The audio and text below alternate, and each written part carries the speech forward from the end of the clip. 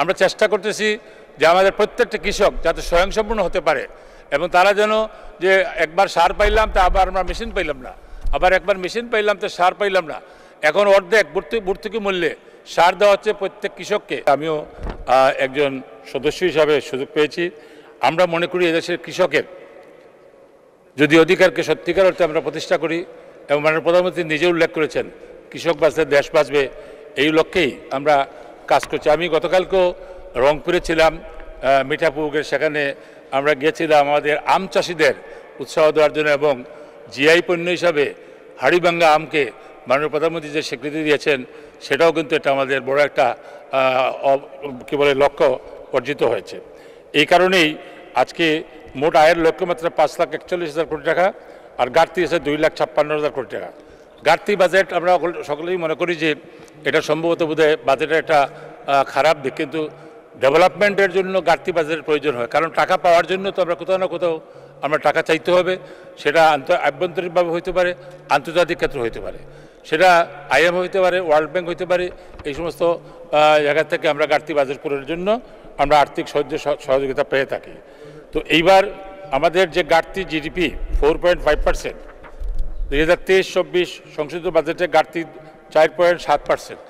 সব জায়গায় কিন্তু একটা ঘাটতি থাকে, ঘাটতি দিয়েই আমরা ভবিষ্যৎ পরিকল্পনা যাতে বাস্তবায়ন করে তার জন্য এগিয়ে যেতে হয় এবং পরিকল্পনা প্রণয়নের কাজে হাত দিতে হয়। আমাদের এই বাজারে যে গুরুত্বপূর্ণ যে খাতগুলো আছে, প্রাথমিক ও গণশিক্ষা খাত, স্বাস্থ্য খাত, কৃষি, মৎস্য, প্রাণী সম্পদ উন্নয়ন ও খাদ্য নিরাপত্তা খাত, আমাদের যে মাননীয় প্রধানমন্ত্রীর যে মূল নীতি গ্রামকে শহরের উন্নতি, এই প্রত্যয়ে স্থানীয় সরকার ও পল্লী উন্নয়নে বাজেট বরাদ্দ যেটা দেওয়া হয়েছে, এটা অনেক টাকার বাজেট দেওয়া হয়েছে। দেশের ব্যবসা বাণিজ্য সরবরাহ ব্যবস্থা গুরুত্বপূর্ণ বিবেচনা করে যোগাযোগ ঘটানো, সামাজিক নিরাপত্তা, দারিদ্র্য বিমোচন, নারীর ক্ষমতায়ন, শিশু কল্যাণ নিমিত্তে এই অর্থ বছরে বাজেটে বেশ টাকা বরাদ্দ করা হয়েছে। মাননীয় স্পিকার, কৃষিখাতে বরাদ্দ, আমি এই মন্ত্রণালয়ের দায়িত্ব পাওয়ার পরে কৃষিখাতের প্রস্তাবিত বাজেট সম্পর্কে কিছু বলা আমি মনে করি প্রয়োজন আছে। কৃষিখাত আমাদের অর্থনীতির একটি অন্যতম বড় খাত। এই খাতের গুরুত্বগুলি করেই জাতির পিতা বঙ্গবন্ধু শেখ মুজিবুর রহমান বলেছিলেন, খাদ্যের জন্য অন্যের উপর নির্ভর করে চলবে না, আমাদের নিজেদের প্রয়োজনীয় খাদ্য আমাদেরকে উৎপাদন করতে হবে, কৃষকদেরকে বাঁচাতে হবে, উৎপাদন বাড়াতে হবে, তা না হলে বাংলাকে বাঁচাতে পারবো না। আমি স্মরণ করি 1972 সালে জাতিপিতা বঙ্গবন্ধু শেখ মুজিব আমার নির্বাচন এলাকা কমলগঞ্জ উপজেলায় তিনি গিয়েছিলেন, কৃষি একটি প্রকল্প উদ্বোধন করতে গেছিলেন এবং সেখানে তার কারণে এবার আমরা কৃষি বেশ প্রকল্প সেখানে আমরা নিয়েছি, যেহেতু জাতির পিতা সেখানে গিয়েছেন এবং মাননীয় প্রধানমন্ত্রীও আমার নির্বাচনী এলাকায় এই কমলগঞ্জ উপজেলায় 3 বার পর্যন্ত গিয়েছেন। সেই হিসাবে আমরা এগুলোকে মাথায় রেখেই আমরা কর্মকাণ্ডকে এগিয়ে নিয়ে যাওয়ার চেষ্টা করছি।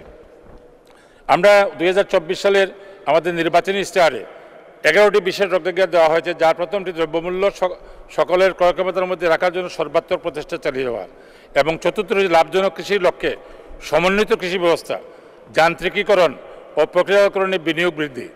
এবার যান্ত্রিকরণের কারণে আমরা প্রচুর হারভেস্টার মেশিন এবং অন্যান্য যন্ত্রপাতি দেওয়ার কারণে কৃষকরা বুড়োতে 1 চটাক ধানও কিন্তু প্রকৃতির কারণে বা সাইক্লোন বা বৃষ্টির কারণে নষ্ট হয় নাই। এটা মাননীয় প্রধানমন্ত্রী নিজেও বলেছেন যে এবার আমরা বুড়ো ফসল গড়ে তুলতে সক্ষম হয়েছি, তার একটি অবদান হচ্ছে আমাদের যান্ত্রিকরণ পদ্ধতি। এইভাবে আমরা আমাদের দেশের মানুষের, বিশেষ করে কৃষকদের আমরা সাহায্য করে যাচ্ছি।